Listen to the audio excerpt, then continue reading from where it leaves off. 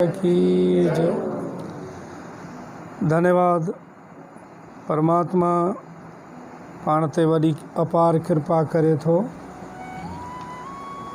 या कृपा जी ख़बर कीअं पए कि भाई भगवान त कृपा करे थो, पर उहा कृपा जी ख़बर कीअं पए। कृपा जी ख़बर जेको संत चवनि था त जॾहिं मन में ख़ुशी जो माहौल हुजे, घर में ख़ुशी जो माहौल हुजे ऐं भगवान जो भजन नेम टेम बाक़ाइदी सां हुजे ऐं उते सत्संग में संतनि जो अचणु थिए, जिते घर में भागवत ऐं भगवत गीता जो आगमन हुजे, पाठ हुजे ऐं उन जो मर्यादा पूर्वक नित्य नेम सां पूजन हुजे, पाठ हुजे, त इहो परमात्मा जी कृपा जो हिकु छा चवंदा आहिनि, हिकु निशानी आहे। जीवन में जेकॾहिं धन चइजे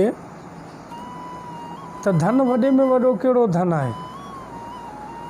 करोड़पति पदमपति माण्हू हलनि पिया, पर जॾहिं उन्हनि खां पुछिजे त भई तव्हां त धनवान आहियो, तव्हां सुखी आहियो, त तंहिं महिल जॾहिं उनखे इहो ज्ञान न हूंदो आहे तॾहिं उहे ख़ुशि थींदा आहिनि जी हा असां वॾा धनवान आहियूं।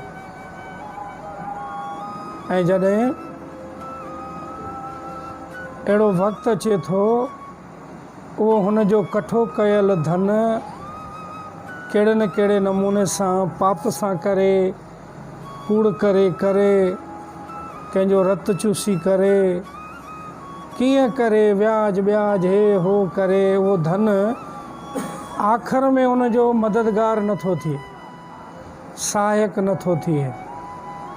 तॾहिं उनखे यादि अचे थो त मूं ॾाढी ग़लती कई। जंहिं समय खे भगवान खे ॾियणो खपंदो हुयो, उहो समय मूं कूड़ कपट ऐं माया मेड़ण में लॻायो। भगवान जे लाइ नेम में टाइम न पियो मिले, पर ॿाहिरली दुनिया, ॿाहिरी संगत, जिते सवाइ निंदा जे, चुगलखोरी जे ऐं कूड़ जे ॿियो कुझु बि न आहे। भगवान असांखे किथे मिलंदो? मंदर में। मंदर मतिलबु चवणी में मंदर आहे, घर बि मंदर आहे। घर बि मंदर आहे जेकॾहिं असां उनखे मंदर जो माहौल ॾियूं। मंदर जे अंदरि, मंदर माना घर, हिंदी में मंदर घर खे बि चवंदा आहिनि ऐं घर खे मंदर बि चवंदा आहिनि। सो जिते असां रहूं उते भगवान खे बि गॾु रहूं। खणी असां वॾो कमरो भगवान खे न ॾेई सघूं त कम से कम हिकु युक्ति योजना जे अनुसार असां उनखे सुहिणे नमूने सां रिझाए सघूं, उन सां वेही कचहरी करे सघूं। एतिरी जाइ बि ॾियूं जीअं ही ॾिनल आहे पंहिंजी, हिकिड़े पासे जी आहे, न को असांजे हलण में रंडक ॾिए थी, न छा पाण भलो थी वियो, जॻह ख़ूबसूरत थी वई, मथो टेकण जो बि थी वियो। हे ईश्वर कृपा आहे। किन माण्हुनि खे चऊं भगवान खे, ठाकुरनि खे विहारियो अची असीं मस्तु था मापूं। हाणे मन माण्हू जे मन ई जेकॾहिं अहिड़ो ई सोचे थो त भगवान किथे ईंदो। महापुरुष चवंदा त भई ठीकु आहे, घर में जॻह न आहे, कोई बात नहीं, हिकिड़ो मंदर ॿियो हूंदो आहे, मन में मंदर। ठीकु आहे, मन जे हिन मंदर में ठाकुर त वेठल आहिनि, भगवान त वेठल आहे, पर उनखे प्रगट कीअं करे? उहो प्रेम सां असां भगवान खे, जंहिंखे चइबो आहे मानसिक सेवा, यानी मन जी सेवा खां भगवान खे राज़ी करे सघिजे थो।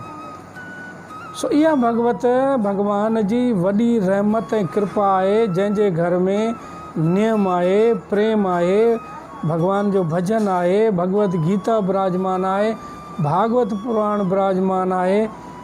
खाली विराजमान न, उनजो पाठ हुजे। विराजमान करणु एतिरो ई काफ़ी न आहे, पाठ थिए, थोरो घणो उनखे पेज खे उथलाइणु खपे।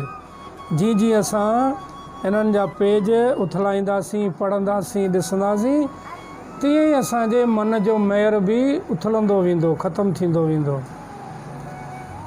असांजी ॿुधी जेका आहे उहा जंहिंखे ज़ंग लॻल आहे उहा बि चेंज थींदी वेंदी। जीअं पेज चेंज थियो तीअं असांजी ॿुधी में रजोगुण तमोगुण जा भाव पियल आहिनि, उहे बि चेंज थी वेंदा। सो इहा भॻवान जी रहमत आहे।